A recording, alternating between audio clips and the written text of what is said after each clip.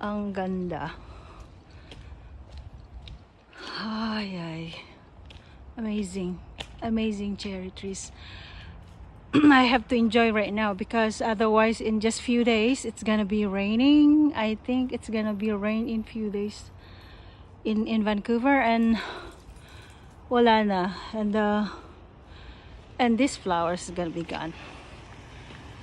Yeah, for sure. And then after that, lahat ito puro green naman, right? Look at this.